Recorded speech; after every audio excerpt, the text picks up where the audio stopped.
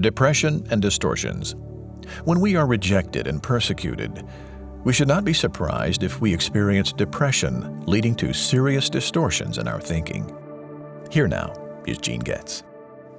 When we look at this principle, again, there are words that really emerge. They pop out, as it were. The word rejected, the word persecuted, the word depression, the word distortions, and all of that really grows out of the life of Jeremiah. We see this in other passages of Scripture, other situations. It's a universal principle, but Jeremiah certainly illustrates this principle. For example, personal rejection. Chapter 18, verse 18. Then certain one said, "Come, let's make plans against Jeremiah. For instruction will never be lost from the priest." And there they're referring now to what they're hearing from these false prophets. "Or counsel from the wise, or an oracle from the prophet." And there were many false prophets. "Come, let's denounce him and pay no attention to all his words." Wow. That's personal rejection. And he experienced again and again. But it was more than a personal rejection. Look at what happened to him when one of the priests heard what he was saying about the judgment to come. Pashur, the priest, the son of Immer, and chief official in the temple of the Lord, heard Jeremiah prophesying these things. These things refer, judgment is coming. Judgment is coming. And so this priest heard him teaching these things. So Pashur had Jeremiah the prophet beaten and put in the stocks at the upper Benjamin gate in the Lord's temple. And probably if they followed the law, he was beaten 39 times. And by the way, one reason why they were beaten 39 times rather than 40, according to the law, they stopped one short just to make sure they didn't kill him. That's how horrible this experience was. Helps us understand what the Apostle Paul went through because he was beaten 3 times. Tremendous persecution. Notice the distortion, and this is understandable. He says to the Lord, again, here's honesty, "You deceived me, Lord. You deceived me. And I was deceived. You seized me and prevailed. I am a laughing stock all the time. Everyone ridicules me." And serious depression of this nature leads to serious distortions of God's reality. It always happens. In this case, it's certainly understandable. And by the way, God really understood that as well. We see his lament continuing. By the way, he wrote Lamentations as well, the book that follows Jeremiah, because he was a prophet of laments. "May the day I was born be cursed. May the day my mother bore me never be blessed. May the man be cursed who brought the news to my father, saying, a male child is born to you, bringing him great joy." Again, we see a reason why God told Jeremiah never to marry and never to bear children, because of the horrible sin that had crept in to these situations. He continues with his lament. "Let that man be like the cities the Lord demolished without compassion.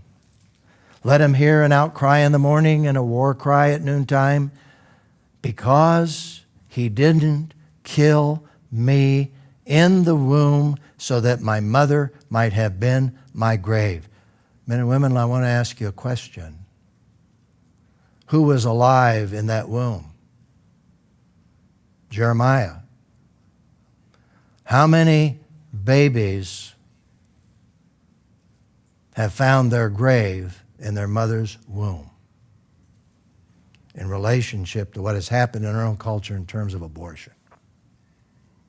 Here's another verse of Scripture that affirms the fact that life exists in the womb, and to take life in the womb is murder. Jeremiah simply testifies to that, as well as other prophets in the Bible.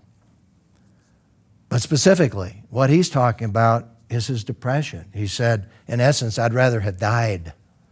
I'd rather died in her womb so that her womb would be eternally pregnant. He's using metaphors, but you can get the message. Why did I come out of the womb to see only struggle and sorrow, to end my life in shame? That's depression. And that's one reason why they called him the weeping prophet. And God understood it, obviously, even though it was very painful. Now, we have a parallel experience, I think, in the New Testament in some respects, and involves Paul and Silas. They came to Philippi, you remember, on the second missionary journey. Lydia and her whole household came to Christ, and then there was a little slave girl that had a demon, or demons, and she was being used by individuals to make a profit because of this supernatural kind of demonic experience that she had. And through the evil spirits, even, she began to testify to who Paul and Silas were, and Paul turned and cast out that demon. And what happened to the business of those individuals? They began to lose money, so they turned on Paul and Silas. They got the whole government, or the governor and the council in Philippi to turn, and they threw them into prison. And they beat them. But notice what we read in Acts 16. Amazing. Then the mob joined in the attack against them, that is Paul and Silas, and the chief magistrates stripped off their clothes, ordered them to be beaten with rods. Since this was a Roman beating, we don't know how many times they were struck. But it was horrible. After they had inflicted many blows, we know it was many blows on them, they threw them in jail, ordering the jailer to keep them securely guarded. Receiving such an order, he put them into the inner prison and secured their feet in the stocks. Almost sounds like Jeremiah, doesn't it? And then, at midnight, what happened? This is a supernatural response. About midnight, Paul and Silas were praying and singing hymns to God. And the prisoners were listening to them. How can that be? That's supernatural. That's incredible.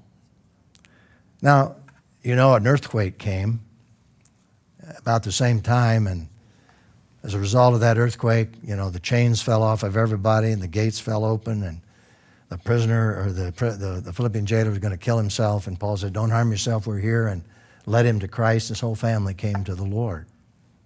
And God used that experience in a dramatic way. But as you think about that, here's a question. How can we explain the difference between Jeremiah's perspective and that of Paul and Silas? Interesting question, isn't it? Here are some of my thoughts, and that is that there's one factor. Paul and Silas had a much bigger picture of God's redemptive story than Jeremiah. Jeremiah was in this very narrow tunnel of God's judgment. But Paul and Silas understood the coming of the Messiah. He understood the bigger plan. And I think what that says is the more we understand God's overall purpose, the more inner strength God can give us supernaturally. There's another reason. Paul and Silas were together. There were two of them.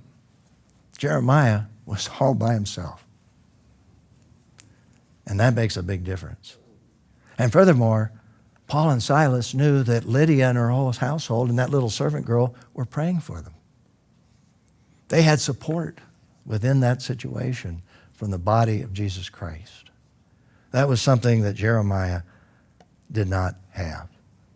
And by the way, one of the most serious things you want to avoid when you're depressed is aloneness.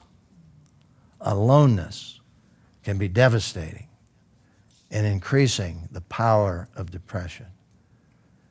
And Jeremiah was alone. Now, God hadn't forsaken him, but God wasn't flesh and blood. God was there, but Paul and Barnabas had flesh and blood around them, support and love and prayer. If you really want to look at depression and another Old Testament character, look at Elijah and his depression.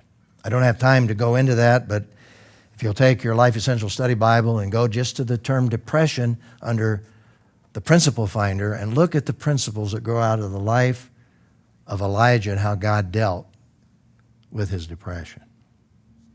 And you'll see that ultimately one of the things God did to him to help him was to bring Elisha into his life as a mutual support person in carrying out this incredible task relative to God's work in the world.